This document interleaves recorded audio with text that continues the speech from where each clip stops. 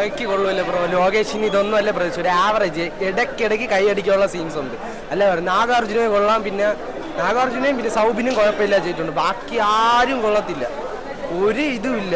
ബീജിയം power house ഒക്കെ ഇറക്കി കിടിലായിരുന്നു. Monica ഇതൊന്നും തിയേറ്ററിലായില്ല. Power house പടത്തില്ല. ആ ഫ്ലാഷ് ബാക്ക് കൊള്ളായിരുന്നു, അവിടെ മാത്രം പവർ ഹൗസ് ഇട്ടുണ്ട്. ബാക്കിയെല്ലാം ഏതൊരു വരി ക്ലാസിക്കൽ വെസ്റ്റേൺ മിക്സ് എന്നൊക്കെ പറഞ്ഞ് അനുരുദ്ധ കേട്ടുണ്ട്.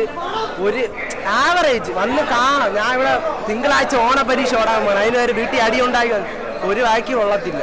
ജസ്റ്റ് ആണെങ്കിൽ രജനീകാന്ത് ഫാൻസിന് ഒട്ടും ഇഷ്ടപ്പെടാൻ എനിക്ക് തോന്നില്ല. കാരണം രജനീകാന്ത് സാറിൻ്റെ ഒരു സ്വാങ് ഉണ്ട്, അതൊന്നും ഇല്ല. ഇടയ്ക്കിടയ്ക്ക് അവിടെ ഇവിടെ കൈ അടിക്കുക, അത്രേ ഉള്ളൂ. BGMs ഒന്നും ഏറ്റിട്ടില്ല. ഇത് ലോകേഷിൻ്റെ പടമാണെന്ന് ലാസ്റ്റ് എഴുതി കാണിക്കുമ്പോൾ തോന്നണം.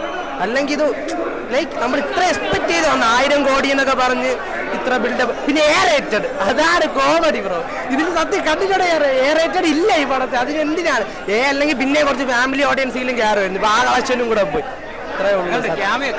ക്യാമിയോ അമീർ ഖാൻ കോമഡിയാണ് ബ്രോ. ലാസ്റ്റ് ഒന്ന് അത് പറഞ്ഞ സങ്കടമായി. അങ്ങനെ സ്ക്രിപ്റ്റ് സെലക്ഷൻ ഒക്കെ എന്ന് പറഞ്ഞാൽ കിടില്ല. ഒരു ഹിന്ദി പടങ്ങളൊക്കെ വെച്ചാൽ അങ്ങനെ വർഷത്തിൽ 2 പടം വെച്ചാൽ ഇത് ഫുള്ള് കോമഡിയായിരുന്നു. ഒരു നിക്കറൊക്കെ ഇട്ട് കുട്ടി നിക്കറിട്ട് വരും, ചിരിക്കാം. പടത്തിൽ കുറെ ഉണ്ട്.